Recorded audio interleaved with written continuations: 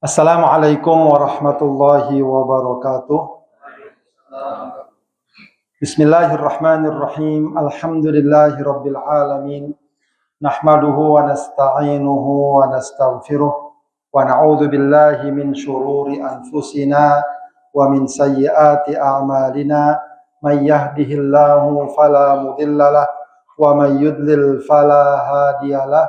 Asyhadu an la ilaha illallah wahdahu la syarikalah wa ashhadu anna Muhammadan abduhu wa rasuluhu la nabiyya ba'dah. Allahumma fasalli wa sallim wa barik ala sayyidina wa habibina wa syafi'ina wa maulana Muhammadin wa ala alihi wa ashabihi wa man tabi'ahum bi ihsanin ila yaumiddin, amma ba'd. Allahumma allimna ma yanfa'una wanfa'na bima 'allamtana. Allahumma zidna ilman nafi'a wa amalan mutaqabbala. Amin ya rabbal alamin. Para hadirin dan hadirat, Bapak Ibu sekalian yang dimuliakan Allah Subhanahu wa taala, alhamdulillah kita bersyukur kepada Allah di sore hari ini Allah kumpulkan kita dalam majelis ilmu ini. Mudah-mudahan majlis kita diberkahi dan diridhoi Allah Subhanahu wa taala. Amin ya rabbal alamin. Baik, Bapak Ibu sekalian, kita akan lanjutkan kajian kita membahas kitab Bulughul Maram. Ya, kita baca hadis-hadis tentang hukum, ya. Kita masih dalam Kitabut Thaharah, masih dalam bab thaharah, ya. Kemarin kita sudah masuk pada babul ghusl atau al-janabah, bab tentang mandi janabat, ya, atau al-janabah, yaitu tentang bersuci dari hadas besar. Kita baca hadisnya langsung. Qala al-muallifu rahimahullahu taala wa nafa'ana bihi wa bi ulumihi fid dharain amin. Bismillahirrahmanirrahim. Wa an Aisyah radhiyallahu anha qalat. Dari Aisyah radhiyallahu anha, ya. Aisyah tentu saja adalah istri Rasulullah sallallahu alaihi wasallam.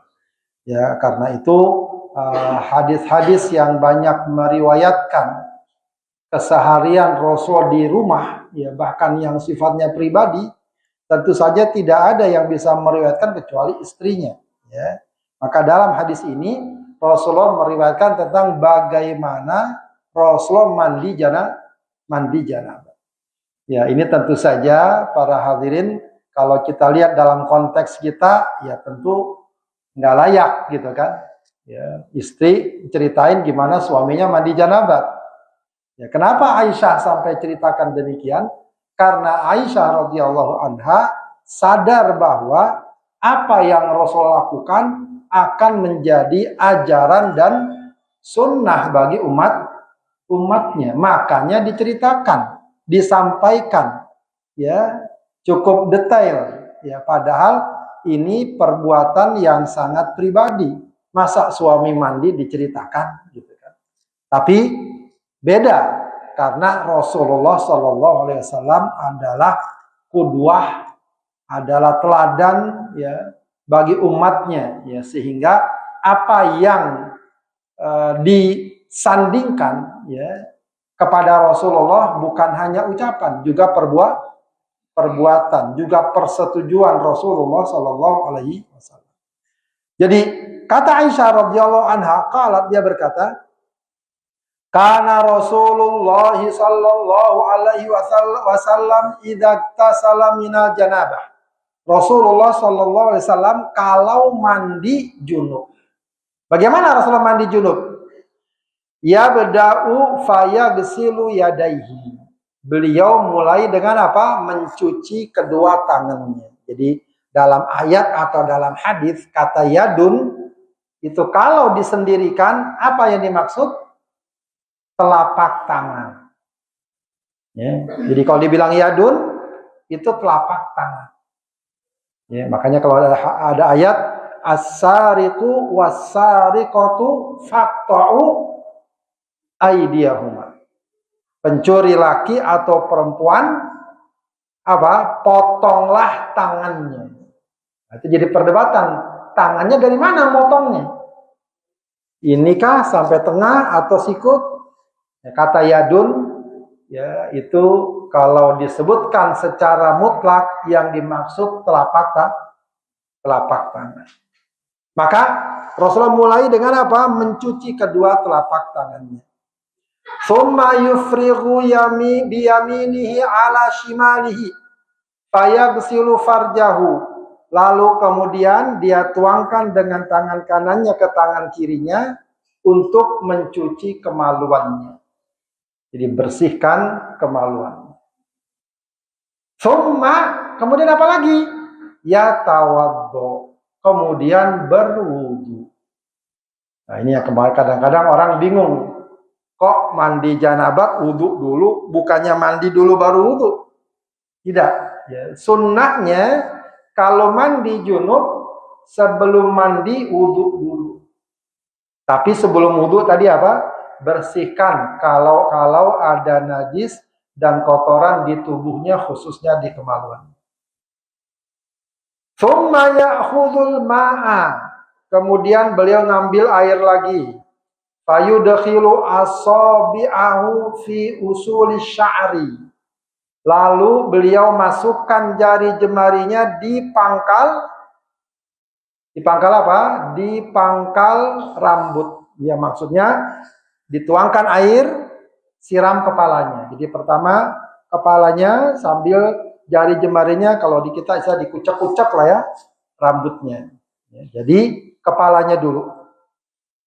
Tsumma hafana ala ra'sihi salasa hafanatin. Kemudian tadi dia tuangkan ya air itu tiga ciduk.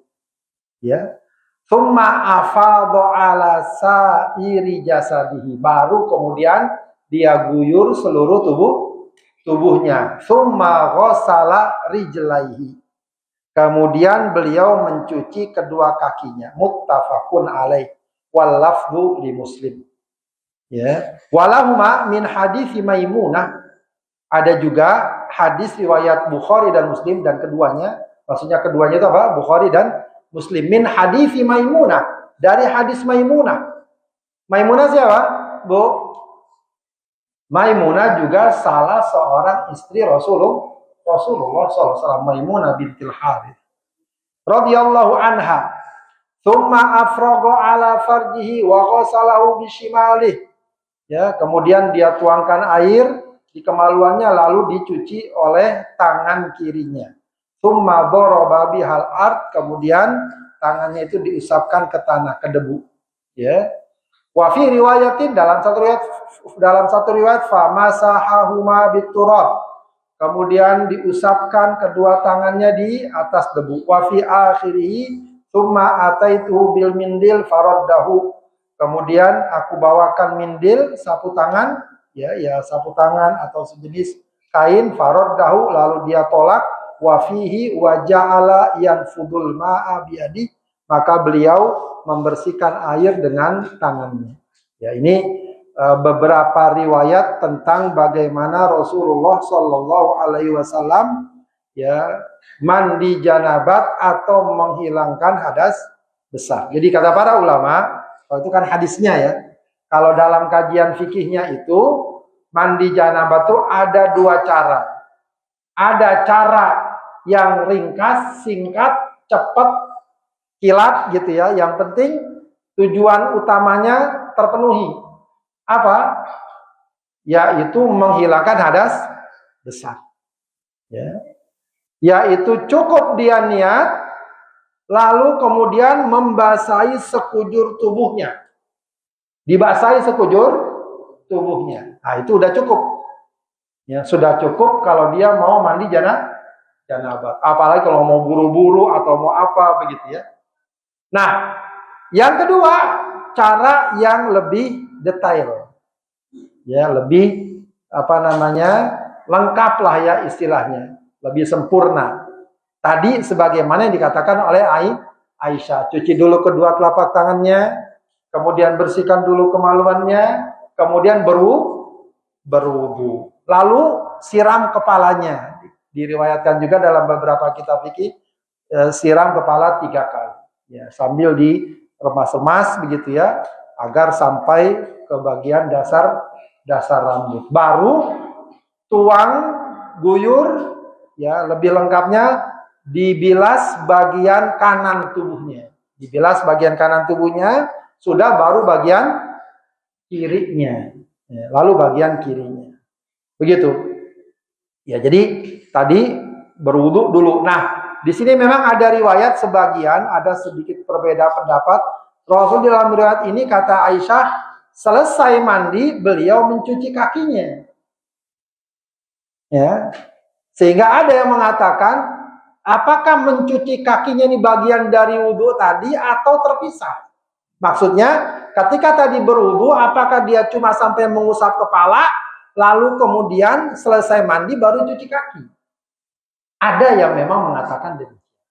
Tapi wallahu a'lam, yang cukup dikuatkan ya para ulama ya dan dalam kajian fikih, bahwa wudu yang dilakukan sebelum mandi adalah wudu yang sempurna sampai membasuh kaki. Begitu ya. Adapun Rasulullah melakukan basuh kaki lagi bagian akhir, ya bisa jadi ya itu sebagai juga menuntaskan mandinya. Yang biasanya orang kalau mau selesai mandi, dia mau keluar, dia basahin dulu kedua telapak kaki. Jadi yang lebih hati-hati memang wudunya adalah wudu sempurna. Sebab juga dalam riwayat yang lain disebutkan tawaddo'a wudu'ahu lis-shalah. Beliau berwudu sebagaimana wudu yang dia lakukan untuk sholat. Nah, itu kaifiat cara mandi janabah. Baik, satu hal yang juga patut diingatkan, sebagaimana mungkin sudah kita sampaikan, ya mandi janabah itu ya sama seperti berwudu, syaratnya harus menggunakan air yang suci mensucikan. Ya, meskipun ini juga tidak perlu kita persulit ya, tapi kalau lebih hati-hati bagus ya, misalnya kita mandi janabat, mandi dulu dengan air yang bersih, tidak dicampur sabun atau sampo dulu. Ya, kita niat mandi janabah ya untuk menghilangkan hadas besar. Kita mandi selesai tadi, kalau kita mau sabunan, ketika tadi kita anggap sudah selesai, baru kita sabun. Gitu ya. Atau kebalikannya, kita sabun dulu, sampo dulu selesai, kita bilas semua, baru kemudian kita baru niat mandi janabah, ya, niat menghilangkan hadas besar, yaitu dengan air yang suci dan mensucikan. Baik, kemudian wa an Ummi Salamah radhiyallahu anha qalat, ya Rasulullah, inni imra'atun ashuddu sya'ra ra'si. Afa'an kuduhu li ghuslil janabah wa fi riwayatin wal haidah qala innama yakfiki an tahfi ala ra'siki thalatha hathayatin, rawahu Muslim. Dari Ummu Salamah radhiyallahu anha, dia berkata, wahai Rasulullah, aku ini seorang wanita yang suka mengepang kepalaku, rambut di kepalaku. Afa'an kuduhu li ghuslil janabah, apakah perlu saya lepas kepangan tersebut untuk mandi junub? Wa fi riwayatin wal haidah, dan juga untuk mandi dari suci dari haid. Qala la, tidak perlu. Innama yakfiki an tahthi ala ra'siki thalatha athayat. Cukup kamu siram kepalamu 3 kali siraman. Rawahu Muslim. Ya, rawahu Muslim. Kita baca dulu hadis berikutnya, ya, karena ini memang bukan ya. Baik, hadis ini ya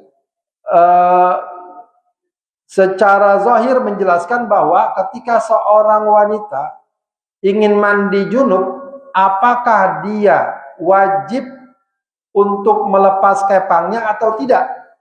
Kalau zahir dari hadis ini, Rasulullah katakan tidak perlu dilepas kepangnya, cukup disiram saja. Ya, cukup disiram saja 3 kali siraman itu sudah cukup. Meskipun tentu dalam kajian fikih ini ada perbedaan pendapat. Tapi secara umum para ulama mengatakan bahwa melepas kepang bagi wanita yang ingin mandi janabat itu tidak diwajibkan berdasarkan zahir hadis ini. Meskipun ada sebagian ulama dalam madhab Hambali yang mengatakan bahwa wajib dilepas kepangnya. Ya, ini saya kira wallahu alam ya. Kalau di kita barangkali nggak terlalu umum masalah ini. Ya. Kalau orang Arab, apalagi orang-orang kayak orang Afrika gitu ya, itu kalau lihat cuma anak-anaknya saja sih. Itu dia kalau kepang itu bisa berhari-hari memang nggak dilepas. Jadi kepangnya kepang yang kayak apa gitu ya, yang di nempel gimbal itu, nempel itu kalau kepang itu mereka bisa lama begitu. Ya detail dikit ya kalau dilepas ini apa namanya ribet ya. Ini mimbabit taisir ya dari bab kemudahan. Ya tentu wallahu alam ya kalau di kita barangkali nggak umum ya orang kepang paling cuma ikat rambut doang. Kalau ikat rambut doang sih biasa tuh dilepas. Kepang itu yang dianyam begitu rambutnya ya sehingga kalau dilepas butuh lagi waktu yang lama untuk mengepang kembali. Baik, kemudian wa an Aisyah radhiyallahu anha qalat qala Rasulullah sallallahu alaihi wasallam. Dari Aisyah radhiyallahu anha dia berkata, Rasulullah sallallahu alaihi wasallam bersabda, ya. Inni la uhillul masjida li haidin wala junub. Kata Rasul, aku tidak menghalalkan masjid bagi wanita yang haid dan orang yang sedang junub. Rawahu Abu Dawud, hadis riwayat Abu Dawud. Wa sahhahahu Ibnu Khuzaimah. Dinyatakan saya oleh Ibnu Khuzaimah. Ya, jadi hadis ini memang hadis yang cukup lugas di mana Rasulullah Shallallahu Alaihi Wasallam menyatakan bahwa wanita yang haid dan orang yang junub tidak boleh masuk ke dalam masjid, ya kecuali kalau sekedar saja, ya wala junuban illa abiri sabilin hatta taghtasilu sebagaimana surat An-Nisa, ya jangan juga seorang yang junub masuk ke dalam masjid kecuali dia sekedar lewat, mungkin apakah dia butuh lewat begitu saja, ya. Nah, itu tidak mengapa. Tapi kalau dia sengaja duduk ada dalamnya, dia belum mandi junub, itu nggak boleh. Ya, itu tidak boleh bagi orang yang sedang junub dan bagi orang yang sedang mengalami haid. Ya, meskipun memang terkait dengan wanita haid ini, ya beberapa ulama mutaakhirin memberikan penjelasan, ya selagi wanita haid tersebut dapat menjaga, ya kemungkinan darah menetes dan lain sebagainya, maka itu tidak mengapa, begitu ya. Hal itu tidak terlarang. Wallahu alam, ya tentu lebih hati-hati kalau wanita yang haid tidak masuk ke dalam masjid. Ya, tidak masuk ke dalam masjid. Ya, perkara mungkin dia pengen hadir kajian dan seterusnya. Ya berarti dia liburkan dulu. Ya, dia liburkan dulu. Ya, kemudian atau dia cari tempat yang lain. Ya. Atau dia bisa dari rumah atau dia dengar dari luar masjid. Nah itu sesuatu yang hendaknya diperhatikan, ya, bahwa wanita yang haid dan orang yang sedang junub tidak diperkenankan masuk ke dalam masjid, dan itu Rasulullah Shallallahu Alaihi Wasallam yang menyatakan. Hadisnya adalah hadis yang dhaif, meskipun memang ada beberapa pandangan yang lain tentang hadis tersebut. Baik, kemudian wa an Aisyah radhiyallahu anha qalat, dari Aisyah radhiyallahu anha dia berkata, kuntu agtasilu ana wa Rasulullah min ina'in wahidin takhtalifu aydina fihi minal janabah muttafaqun alaihi wa zada Ibnu Hibban wa taltaqi aydina. Dari Aisyah radhiyallahu anha dia berkata, aku bersama Rasulullah mandi min ina'in wahidin, dari wadah yang sama. Jadi mandi bareng, ini istilahnya. Ini yang sering diserukan oleh orang-orang yang mengajarkan romantisme, kemesraan, kebersamaan. Ya, meskipun itu biasanya pengantin-pengantin baru lah itu ya, yang muda-muda. Ya, nggak tahu kalau yang tua-tua kayak Ustaz Arsal, masih muda Ustaz Arsal. Baik, ya mandi ya, bersama. Ya, tahtalifu aidina fihi minal janabah. Tangan kami ya gantian ya menciduk air dari wadah tersebut ya, dari wadah tersebut mandinya ya mandi junub ya. Muttafaqun alaih wa zada Ibnu Hibban berkata watal taki aidina, kadang-kadang barengan nyiduknya ya. Nyiduknya barengan. Baik, ya ini dari sisi hukum ya tentu menunjukkan bahwa mandi junub wajib bagi orang yang terkena janabah. Ya, mandi janabah wajib bagi orang yang hadas besar, baik laki maupun perempuan. Baik laki maupun perempuan. Dan ya boleh habis misalnya bareng kah atau gantian kah, suami mandi lalu istri mandi dari wadah yang sama, tidak mengapa. Airnya tetap suci mensucikan. Ya, suci mensucikan. Bahkan walaupun tangannya masuk tidak mengapa. Ya, tidak mengapa. Itu tidak mempengaruhi air tersebut. Ya. Baik, kemudian wa an Abi Hurairah radhiyallahu anhu qala Rasulullah sallallahu alaihi wasallam, dari Abu Hurairah radhiyallahu anhu yang berkata Rasulullah sallallahu alaihi wasallam bersabda, inna tahta kulli sya'ratin janabah faghsilu sya'ra wa anqul basyara, rawahu Abu Daud wa Tirmidzi wa dha'afahu. Sungguhnya pada setiap helai rambut ada janabahnya.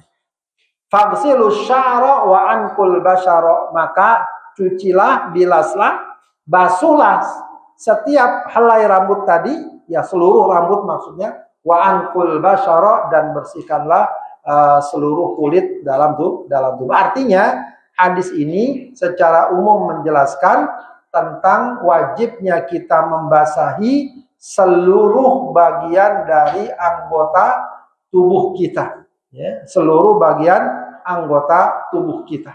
Ya, meskipun memang hadis ini juga dikatakan lemah oleh para ulama hadis, tapi nilai dan substansinya diambil oleh para ulama karena memang mandi janabah menuntut untuk membasahi seluruh anggota tubuh dari air. Ya, untuk dibasahi semuanya, beda dengan mandi biasa. Ya, dan memang ada sebagian orang yang berdasarkan hadis ini ya menyatakan atau mengatakan bahwa kalau ada rambut yang rontok disimpan, nanti dibasahi, nanti dimandikan dan seterusnya. Umumnya para ulama tidak mengatakan demikian. Artinya kalau ada rambut yang rontok ya tidak mengapa, nggak usah harus disimpan lalu nanti dan seterusnya, itu nggak perlu ya, karena kalau sudah rontok, sudah copot dan seterusnya dilepas tidak masalah ya, tidak masalah ya, dia sudah merupakan bukan bagian dari tubuh kita ya, sehingga tidak perlu disimpan, tidak perlu dibasahi atau dimandikan kalau nanti kita mandi janabah. Baik, demikian para hadirin sekalian bab tentang al-ghusl ya dan mandi janabat yang kita baca dari kitab Bulughul Maram. Kita lanjut kepada bab berikutnya, yaitu babut tayammum. Jadi kita sudah bahas tentang bab berwudu, bab mandi ya. Nah, salah satu juga cara bersuci untuk mengganti wudu atau mandi apabila tidak ada air adalah tayammum. Ya, jadi tayammum ini bersuci yang bersifat pengganti apabila seseorang tidak mendapatkan air atau ada air tapi dia terhalang untuk menggunakannya. Ya, maka dalam surat Al-Maidah 6 itu ya setelah Allah menjelaskan kalau orang misalnya buang hajat, orang misalnya tidak mendapatkan air, kata Allah falam tajidu ma'an fatayammamu sha'idan thayyiba, maka bertayamumlah dengan debu yang suci, famsahu biwujuhikum, ya, usaplah wajah kalian, wa aidikum minhu, dan tangan kalian. Perhatikan tangan lagi disebut. Ya, nanti memang ada perdebatan. Apakah kalau tayamum cukup sampai telapak tangan atau sampai sikut, ya. Baik, dan ini merupakan salah satu kekhususan dari syariat Rasulullah Shallallahu Alaihi Wasallam. Ya, sebab syariat tayamum ini baru ditetapkan pada masa Rasulullah Shallallahu Alaihi Wasallam. Ya, dan ayat tadi diturunkan itu ada peristiwa sejarah yang cukup menarik. Ya, jadi di tengah perjalanan, dalam sebuah perjalanan pulang kalau tidak salah. Ya, kalau masalah perang apa Bani Mustalik kalau tidak salah ya. Ya, maka singgahlah Rasul dan para sahabatnya. Ya, Aisyah keluar. Ya, Aisyah keluar ya untuk buang hajat. Nah, kemudian pas mau berangkat, Aisyah itu nyari-nyari kalungnya nggak ketemu. Cari kalungnya nggak ketemu. Ya. Sampai lama. Ya, sampai diperkirakan waktu untuk sholat, entah apakah sholat subuh atau sholat apa, bakal habis. Ya. Sementara di situ, tempat berhenti di situ bukan tempat yang ada airnya. Karena namanya padang pasir, nggak semua tempat gampang air. Pilihannya, kalau berjalan kemungkinan nggak dapat air. Saat itu belum ada syariat tayamum. Ya, para sahabat tuh bingung nih gimana. Ya, sampai ada ada nada-nada kekesalan. Ini gara-gara si Aisyah gitu. Sampai diriwayatkan tuh Abu Bakar pakai telunjuknya nusuk ya pinggang Aisyah gitu. Mungkin gregetan gitu ya, gara-gara kamu sih nyari kalung nggak ketemu. Nah, ketika itulah turun ayat ini. Alam tajidu ma'an fatayammamu sa'idan thayyiban. Jadi yang tadinya kesel sama Aisyah, ya malah jadi bersyukur, ya sehingga turun syariat baru yang memberikan keringanan. Maka akhirnya mereka bertayamum, ya karena tidak ada. Akhirnya setelah itu berangkatlah mereka, sholat lalu berangkat, ya. Dan cerita uniknya, ternyata ketika mau berangkat baru ketahuan kalungnya. Baru ketemu, di mana kalungnya? Di bawah ontanya Aisyah. Ya pantas saja nggak ketemu, rupanya kalung itu ketindihan onta. Nah itu kisah-kisah yang unik. Baik, dan ini juga merupakan kekhususan syariat Rasulullah dan keistimewaannya dibanding umat sebelumnya. Ya, di antaranya Rasul mengatakan wa ju'ilat liyal ardu masjidan wa tahura. Ya, jadi dijadikan kalau syariatku seluruh muka bumi itu bisa untuk sholat masjidan wa tahura dan dapat digunakan sebagai alat untuk bersuci. Kalau umat terdahulu kalau mau sholat tidak bisa sholat sembarangan di sembarang tempat, harus di tempat yang khusus untuk sholat. Ya, dan belum mengenal syariat tayamum. Baik, kita baca hadisnya. Wa an Jabir radhiyallahu anhu anna Nabiyya sallallahu alaihi wasallam qala, dari Jabir radhiyallahu an dari Nabi sallallahu alaihi wasallam dia bersabda, "U'titu khamsan lam yu'tahunna ahadun qabli." Nah, ini yang tadi kita singgung. Aku diberikan 5 perkara yang tidak diberikan kepada Nabi sebelumnya. Jadi ada 5 perkara yang menjadi keistimewaan Rasulullah tidak diberikan kepada Nabi sebelumnya. Apa yang pertama? Nusirtu birru'bi masirata syahrin. Aku diberikan kemenangan birru'bi dengan apa? Dengan gentarnya musuh masirata syahrin. Dalam jarak perjalanan sebulan. Dalam jarak perjalanan sebulan. Jadi salah satu rahasia kemenangan Rasul dalam berbagai peperangan itu apa? Justru yang paling menentukan kemenangan psikologinya. Ya, jadi rasa gentar yang muncul dalam diri para musuhnya. Sementara kaum muslimin, pasukan kaum muslimin yang dimiliki adalah apa? Rasa kuat, semangat, ya, berani mati dan seterusnya. Maka ada ungkapan yang terkenal dari Khalid bin Walid, kalau tidak salah ya dari beliau, ya, kalian tidak akan menang kalian yang takut mati tidak bakal menang melawan pasukan yang justru ingin mati, mengharapkan syahadah, syahid. Ya, itu gambaran bagaimana kekuatan Rasulullah bukan hanya soal persenjataan dan strategi militer, tapi juga soal apa? Soal kekuatan jiwa. Tentu saja yang dilandasi oleh keimanan. Gitu ya. Oleh keimanan. Dan ini tentu saja harusnya menjadi juga cermin bagi kita ya. Kalau kita lihat umat Islam sekarang ini boleh dibilang sangat lemah. Ya, gambaran sebenarnya bukan cuma lemah secara fisik, secara militer, tapi yang juga lebih berat adalah lemah dari segi keimanan, kekuatan ruhiyah dan kekuatan batiniyah. Baik, kemudian waju'ilat liyal ardu masjidan wa tahura. Maka dijadikan bagiku ya, bumi masjid. Masjid itu maksudnya apa? Bisa untuk sujud, tempat sujud, boleh untuk sholat. Kita di taman, di kebun, ya, kita lagi ke padang pasir kah, ke hutan kah, datang waktu sholat di situ. Ya, kalau memang tidak ada tempat sholat yang lain, kita sholat. Ya, jadi tidak ada halangan orang untuk sholat. Ya, kadang-kadang ada orang merasa nggak perlu sholat, kenapa?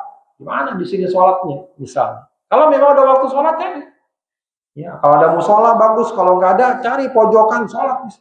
Ya, selagi kita usahakan bersih dari kotoran atau najis. Wa tahura, dan juga bumi dapat dijadikan untuk alat bersuci. Maksudnya apa? Tayamum. Fa ayyuma rajulin adrakathu shalah falyusolli. Kapan aja seorang menemui waktu sholatnya. Ya, jangan kemudian aduh di sini gimana sholatnya.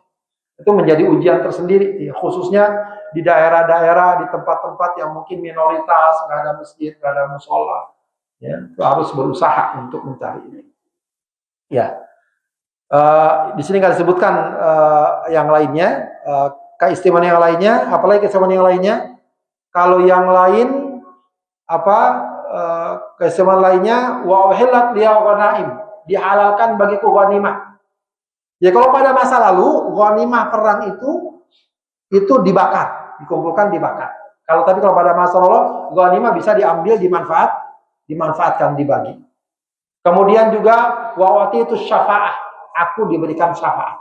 Itu keistimewaan Rasul. Dan juga yang lain itu bahwa para nabi ya diutus untuk kaumnya, sedangkan aku diutus untuk seluruh umat manusia. Itu 5 kelebihan yang Rasulullah miliki dibanding para nabi yang lainnya. Nah, sesuai dengan bab ini, bab tayamum, waju'ilat liyal ardu masjidan wa tahura, dijadikan bagiku bumi ya sebagai tempat sholat dan alat bersuci. Ya, makanya juga di sini jadi salah satu perbedaan pendapat para ulama, alat untuk tayamum itu apa? Ya, kalau tadi kan fatayammamu sha'idan thayyiban. Ya, bertayamumlah dengan sha'idan thayyiban. Kalau ulama dalam mazhab Syafi'i atau mazhab Syafi'i mengatakan sha'idan thayyiban itu maksudnya adalah at-turab, debu. Ya, debu yang suci, udah cuma debu aja yang dapat dipakai untuk tayamum, nggak ada yang lain. Kalau dalam mazhab Syafi'i. Tapi kalau pendapat yang lain, jumhur ulama, sha'idan thayyiban maknanya adalah apa saja yang menjadi permukaan bumi. Debu, batu, kapur, pasir, itu boleh. Gitu ya. Itu boleh. Nah, saya dapat cerita dari seorang teman itu, di beberapa masjid kayak di Maroko, di mana begitu, katanya ada di belakang masjid itu ada diletakkan tuh batu besar, batu kali besar.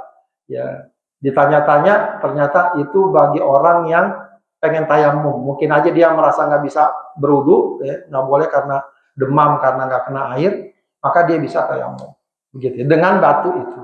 Nah, itu berarti bukan mazhab Syafi'i. Ya. Kalau mazhab Syafi'i harus dengan debu yang suci. Ya. Nah, itu juga dikuatkan oleh hadis ini. Wa ju'ilat liyal ardu masjidan wa tahura, dijadikan bagiku bumi ya sebagai masjid dan alat bersuci. Baik. Kemudian wa an Ammar bin Yasir radhiyallahu anhu maqala, dari Ammar bin Yasir radhiyallahu anhu dia berkata, ba'atsani Nabi sallallahu alaihi wasallam fi hajah. Aku diutus oleh Rasulullah untuk melaksanakan satu keperluan. Diutus.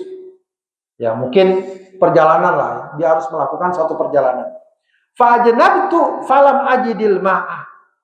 Ya, di tengah perjalanan dia mengalami junub. Ya, kemungkinan mimpi junub kali dia. Falam ajidil ma'a, dia nggak dapat air. Tidak mendapatkan air. Fatamarragtu fis sa'idi kama tatamarragud dabbah. Ya, ini di sini juga ada pelajaran tentang ilmu. Ya mungkin beliau itu tahu kalau wudhu nggak ada air tayamum. Ya cuma kan masa saat itu infonya baru tentang kalau mau wudhu nggak ada air maka tayamum. Nah masalahnya kalau ternyata mau mandi junub nggak ada air itu ngapain? Maka dia bilang apa? Fatamarragtu fis sa'idi kama tatamarragud dabbah. Maka aku guling-guling di padang pasir seperti seekor hewan yang guling-guling. Ya, itu dialahkan semua oleh Ammar bin Yasir. Tsumma ataitu Nabiya. Jadi dia pikir kalau wudu begitu tayamumnya. Kalau mandi junub gimana? Ya dia guling-guling. Artinya sekedar pikirannya saja. Ya, bisa dibayangin untuk guling-guling di padang pasir. Ya, tapi orang Arab tuh sampai sekarang senang guling-guling. Jadi mereka, karena padang pasir itu yang benar-benar padang, jangan samain padang pasir dengan debu di rumah kita. Dia kalau kita di sana itu padang pasir yang bersih, itu bersih. Jadi walaupun kita duduk tidur-tiduran, kita bangun itu kita kibas-kibas, kotor, nggak kotor gitu ya, paling ya dikit-dikit lah ya. Tapi nggak seperti kita guling-guling di tanah halaman kita, enggak ya. Kalau di sana itu begitu, orang duduk aja di padang pasir. Ya, tanahnya itu bersih, memang halus sekali.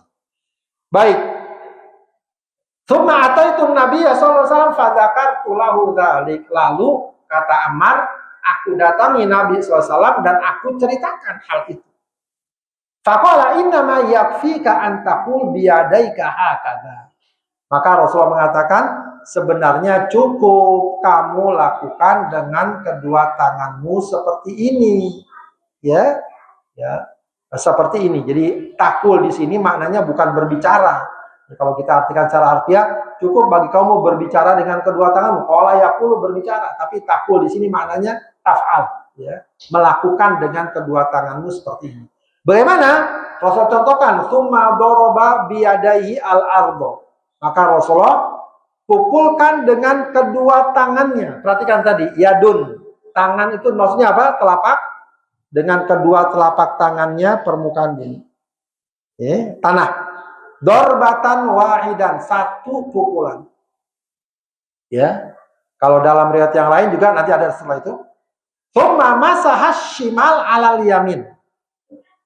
Lalu beliau mengusap telapak tangan kiri, masahas shimala alal yamin. Lalu beliau mengusap tangan kanannya ya dengan tangan kirinya. Tangan kirinya mengusap tangan kanannya gitu. Tangan kirinya mengusap tangan kanannya. Wa dhahira kaffaihi wa wajhahu. Dan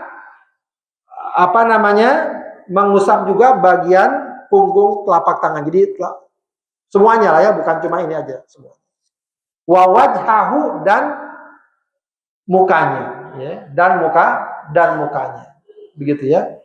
Muttafaqun alaihi wal lafdu li Muslim. Wa fi riwayatin ya. Dalam riwayat lil Bukhari ya, tadi ini muttafaq alaih tapi dari Muslim. Dalam riwayat Bukhari wa daraba bi kaffaihil ardh.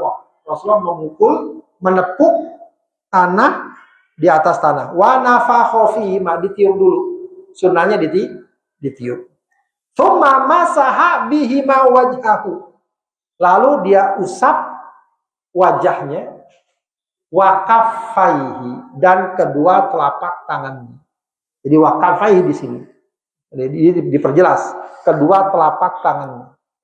Ya, jadi sederhana. tayamum. Kalau berdasarkan hadis Ammar bin Yasir, muttafaq alaih tadi, sekali tepukan, ditiup, usap muka, ya usap muka, langsung kedua telapak tangan, nggak pakai ditepuk lagi. Kalau berdasarkan hadis Ammar bin Yasir, ya riwayat Bukhari dan Muslim, ya. Baik, tapi ada riwayat yang lain juga yang kemudian para ulama memang berbeda pendapat, ya. Yaitu riwayat Ibnu Umar. Wa ani ibni Umar radhiyallahu anhu maqala. Dari Ibnu Umar radhiyallahu anhu dia berkata, qala Rasulullah sallallahu alaihi wasallam, Rasulullah bersabda, at-tayammumu darbatan. Tayamum itu 2 kali pukulan. Tepukan ya. Kalau pukulan mungkin jadi aneh ya.